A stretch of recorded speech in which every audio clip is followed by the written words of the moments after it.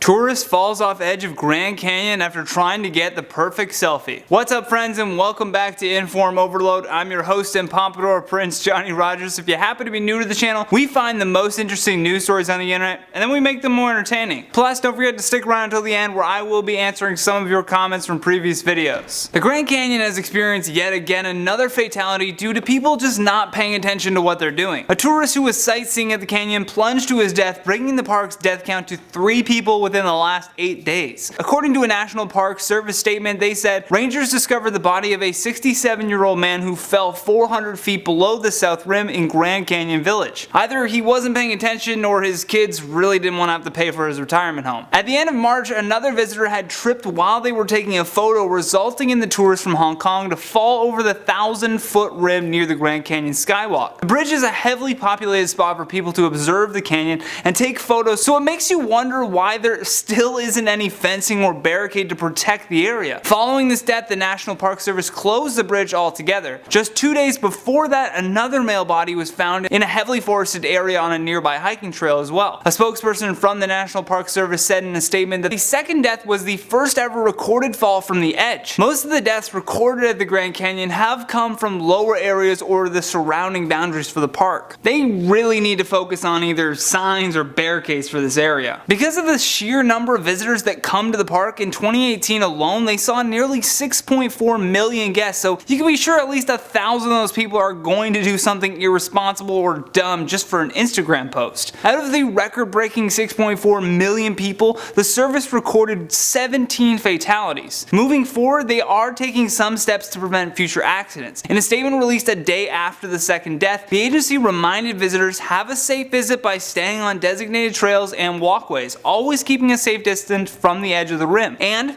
staying behind railings and fences at overlooks. With that many deaths though, it's clear they need to step up their game with these fences and railings. Perhaps just a giant plexiglass wall around the canyon itself with kind of barbed wire at the top. That horseshoe-shaped outlook viewing deck looks incredibly dangerous. It's just teetering off the edge, and with that many tourists, you can't predict what will happen. Apparently, the man from Hong Kong was there with 11 others for a 7-day tour of the West Coast. James Hong, who has written travel columns, published over 20 travel books, and hosted TV and radio travel programs, spoke about the selfie-taking tourists who fell, saying, "People are too dedicated to getting that perfect shot. They forget that just one little slip can be fatal," adding, "I understand that in the age of digital media and likes, we want to capture the unique moment and share it with our friends, but when you're so focused on your phone or camera screen, you're not aware of your surroundings and what you're stepping onto. This is another reminder to put your safety first, and if you're traveling to somewhere like the Grand Canyon, always take note if there's any edges with no railings. Even a heavy gust of wind can suddenly make you vulnerable to losing your balance and ultimately falling." I want to hear your own personal stories of not paying attention while taking a selfie, and perhaps what you learned from it.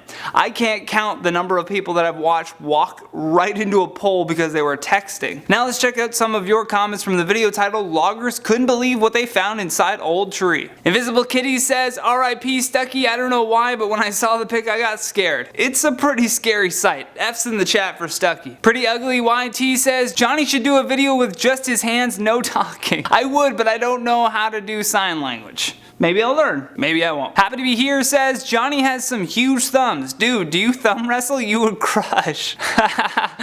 My hands are too soft for that life. Chris Laskin says, "He was Glee, running free, now he's stuck in a chestnut tree." I love this comment. Thank you, Chris. Golden Slumber says, "Johnny, incredible eyebrows Rogers." How did you know I had 2 middle names? Thank you for watching InformOverload. Hit that thumbs up button with my giant thumbs if you enjoyed this video. And if you're new here, don't forget to subscribe. If you want any more videos like this one, there's going to be a playlist on the side of the screen that you can click on at any point. And if you want to send us a story, look up our Instagram page at InformOverload. If we like it, you may just see your story on our channel. This one specifically was one that was sent to me today. From InformOverload, I'm Johnny Rogers. Until next time, take care.